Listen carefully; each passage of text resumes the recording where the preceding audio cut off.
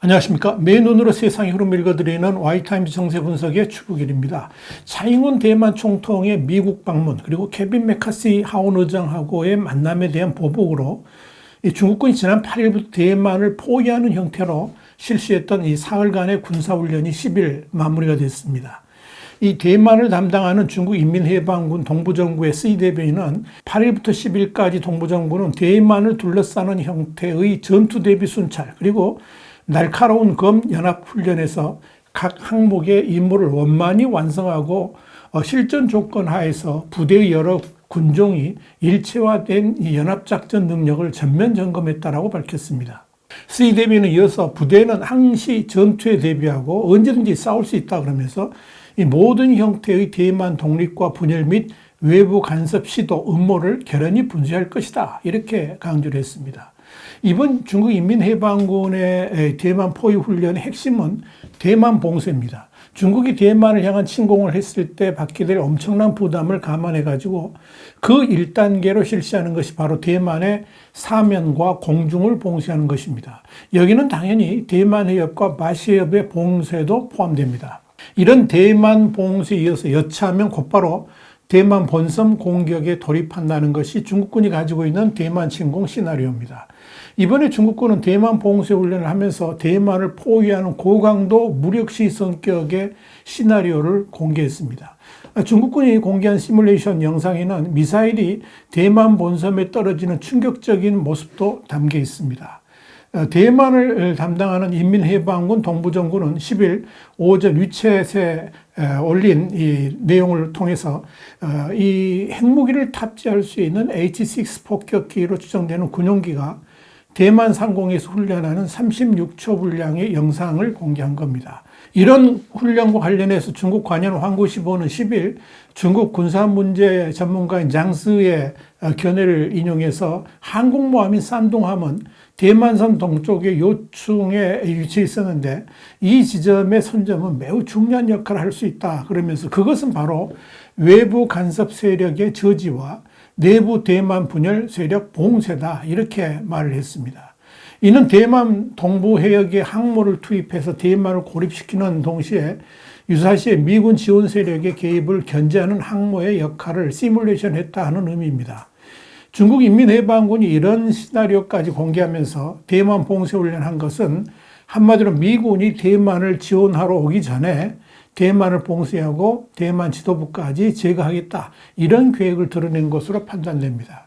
여기에 대해서 중국 인민해방군 기관지 해방군본은 이날 논평에서 대만은 미국의 안전보장에 기댈 수 없다라고 주장을 했습니다. 자, 여러분, 중국군의 대만 포위 훈련에 대해서 미국은 중국에 대해서 경거망동하지 말라라고 경고를 보낸 데 이어서 이번 훈련에 참가한 중국군의 모든 무력을 압도하는 전력을 갖춘 핵추진 항공모함 니미츠함을 대만 동쪽에 진출시켰습니다. 미국은 또 해상 초계기 P-8A 포세이돈을 대만 방공 식별구역에 투입했고요. 10일에는 남중국해 중국이 설치한 인공섬에 이지스 구축함을 접근시켜서 맞불 훈련을 진행했습니다. 한반도와 대만, 남중국해를 포함한 서태평양을 관할하는 미 칠함대는 이날 이 알레이버크급 유도 미사일 이지스 구축함 USS 밀리우스가 스프레틀리 제도 인근 남중국해에서 이른바 항행의 자유 훈련을 실시했다고 밝혔습니다. 이번 훈련은 스프레틀리 제도에 있는 미스치프 암투 12해리, 그러니까 한 22km 안에서 수행이 됐습니다.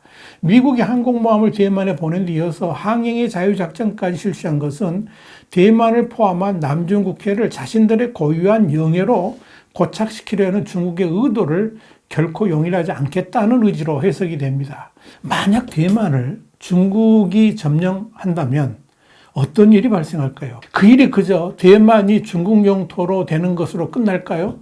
결론부터 말씀드리자면 동아시아의 정치 경제 구도가 완전히 뒤바뀔 수도 있습니다. 중국이 오랫동안 구상해왔던 제1도련선이 드디어 완성될 수 있기 때문에 그렇습니다. 19세기 미국의 해군 제독인 알프레드 마하는 바다를 지배하는 자, 세계를 지배한다라는 명언을 남겼습니다. 이런 제해권을 장악하기 위한 중국의 야망이 담긴 것이 바로 뭐냐? 이게 바로 제1도련선과 제2도련선이고 이를 그린 사람이 바로 류화칭 중국 해군 제독입니다. 류화칭은 절대적 우위인 해군력을 보유한 미국에 맞서기 위한 전략으로 단계적 제해권 확보를 통한 세계 패권의 정치를 구상하게 됩니다. 여기서 제1도련선이란 쿠릴연도, 오키나와, 대만, 필리핀, 보르네오를 잇는 선인데요. 이 해역을 미국으로부터 자유로운 영역으로 확보할 것을 추진했습니다. 그래서 중국이 H-6를 포함한 폭격기 그리고 둥펑 21D 대함 탄도미사일 같은 이 중거리 탄도미사일의 사정권을 이런 제1도련선에 맞춰가지고 실전 배치를 하고 있는 겁니다. 그리고 더 중요한 것은 이런 제1도련선을 자신들의 영해화하기 위해서 남중국해 9단선을 일방적으로 긋고 중국의 내해라고 주장을 하고 있는 거죠. 바로 그 제1도련선 안에 대만이 포함되어 있습니다. 그리고 바로 이 제1도련선을 안전하게 확보하기 위한 원거리 방어선이 바로 오가사와라, 괌, 사이판, 파푸아뉴기니로 연결되는 제2도련선입니다. 제1도련선에서 배타적 제해권을 확보한 다음에 추후에 제2도련선까지 진출한다는 계획인데요. 이건 사실상 일본 오키나와와 한국에 미군 기지를 두고 있는 미국을 겨냥한 것이라 이렇게 볼 수 있습니다. 대형 구축함과 잠수함이 이런 방어의 주축 전력입니다. 시진핑 주석은 이런 도련선 개념을 미국도 양해해 줄 것을 직접적으로 요구하기도 했습니다. 지난 2013년 6월 당시 버락 오바마 대통령과의 정상회담에서 태평양은 넓기 때문에 두 마리 호랑이가 살 수 있지 않겠냐. 그러면서 사실상 태평양을 반으로 갈라서 중국과 미국이 이를 양분하자. 이게 이제 신형 대국 관계인데요. 이걸 주장을 했습니다. 물론 오바마 대통령에서 당연히 거부가 되었습니다만은 중국은 아직도 그 꿈을 포기하지 않고 있습니다. 그런데 여기서 반드시 기억해야 될 것은 중국이 원하는 신형 대국 관계 구상에는 한반도를 중국의 절대적 영향권 내로 귀속시키려는 구상이 담겨 있다는 겁니다. 어찌 한반도뿐이겠습니까? 일본 역시 중국의 손아귀에 두려는 것이 시진핑의 신형 대국 관계론의 핵심입니다.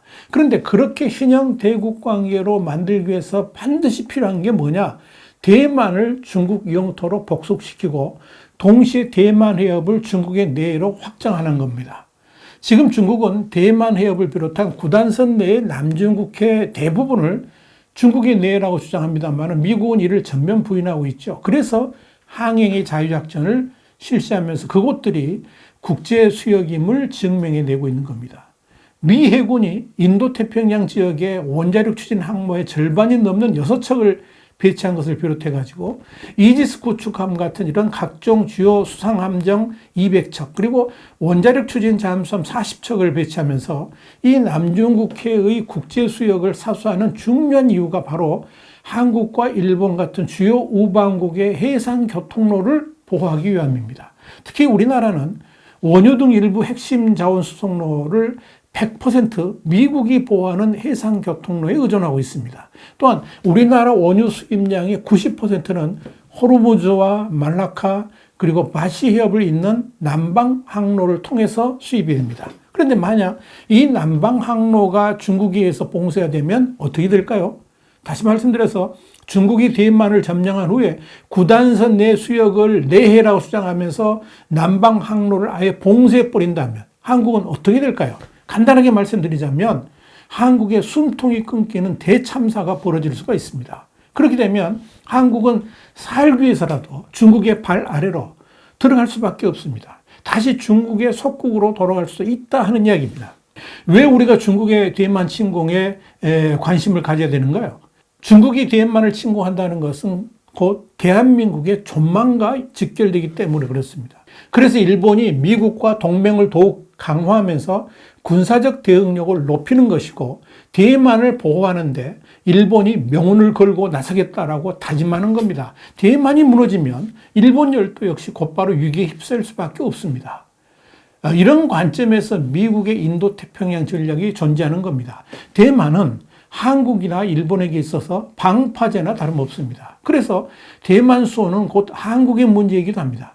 또 다른 관점에서 말씀드리자면 대만의 전쟁이 벌어지게 되면 중국은 주한미군의 대만 전쟁 참전을 막기 위해서 반드시 한국의 미군 기지를 비롯해 가지고 주요 군사 기지를 직접 타격하게 될 겁니다.